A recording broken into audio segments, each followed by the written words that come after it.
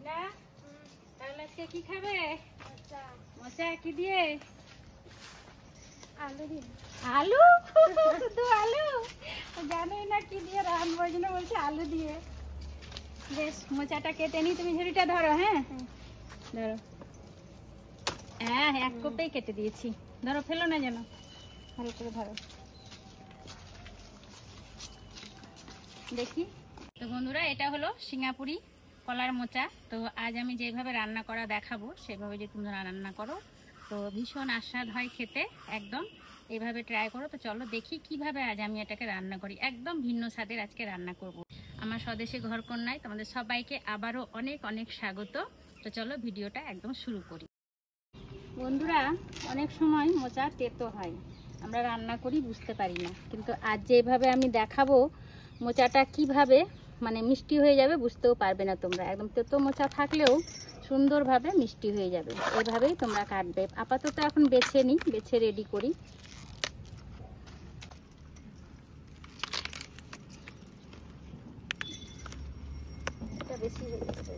ভিতরে একটা কাঠির মতো রয়েছে আর এইখানে একটা পাতলা কাগজের মতো, এটাকেই ফেলতে হয়। এই দুটো ফেলে আর এগুলো নিয়ে নেব। সবগুলোই এইভাবে বেছে রেডি করে নেব আমরা।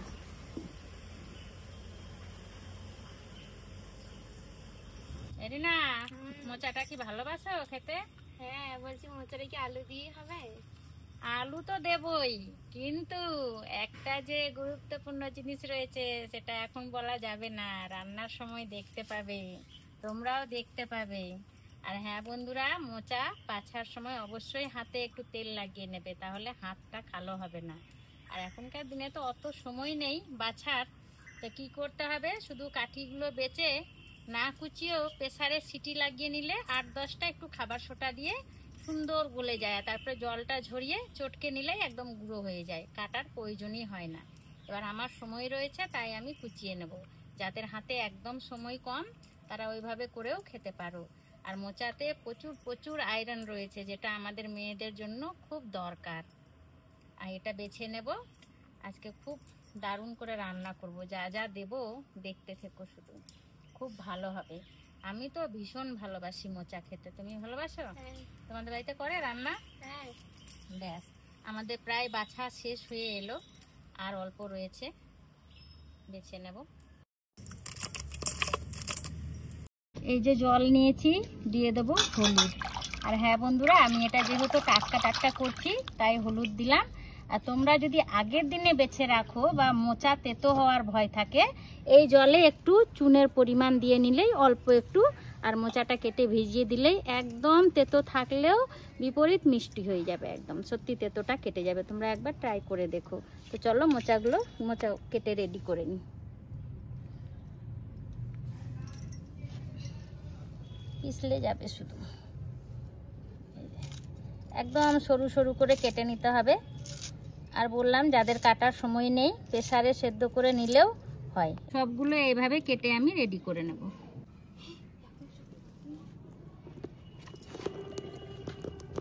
এই তো এবারে শুরু করলাম। এতক্ষণ ধরে কাটা বাছা সব হলো, গাছের টাটকা মোচা খাবো, সময় তো লাগবে। এটাকে একটু ফুটিয়ে নেব বা সেদ্ধ করেও নিতে পারি, কারণ রান্না করব তো তখন অনেকটাই সেদ্ধ হয়ে যাবে। আজ খাওয়া দাওয়া একদম জমে যাবে, তাড়াতাড়ি রান্নাটাও হচ্ছে না একদম। গরম হয়ে গেছে, দিয়ে দেবো পরিমাণ মতো সর্ষের তেল। এইভাবে সরু সরু করে আলু কেটে রেখেছি, দিয়ে দেবো। এখানে রয়েছে নারকেল কোড়া, নারকেল কুড়ে রেখেছি আমি। এবারে দিয়ে দেবো আলুর সাথে, এটাকে সুন্দর করে আমি কষিয়ে নেব। নারকেলটা আমি আগে কুড়ে রেখেছি, নাহলে ভিডিওটা অনেক বড় হয়ে যাবে, তাই জিরে গুঁড়ো, হলুদ গুঁড়ো, আদা রসুন পেস্ট দিয়ে দেব। বেটে রাখা লঙ্কা দিয়ে দেব।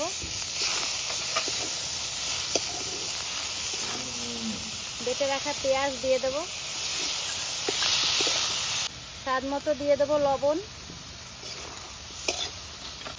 দিয়ে দেবো একটু ছোলা, আমি আগেই এটাকে সেদ্ধ করে তুলে রেখেছি।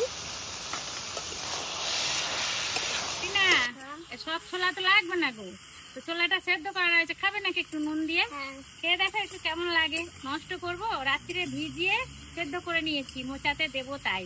তোমরা যদি ছোলা পছন্দ না করো স্কিপ করে যেতে পারো। আর এটা নিরামিষ রান্নাও হয়। সব মশলা কষানো হয়ে গেছে, খুব সুন্দর সেন্ট বেরিয়েছে। এবারে সেদ্ধ করে রাখা মোচাগুলো দিয়ে দেবো, দিয়ে খুব ভালো করে কষিয়ে নেব। স্বাদ বাড়ানোর জন্য দিয়ে দেবো একটু মিষ্টি, নামানোর আগে দিয়ে দেবো গরম মশলা অল্প পরিমাণে, আর একটু দিয়ে দেবো নারকেল কোড়া।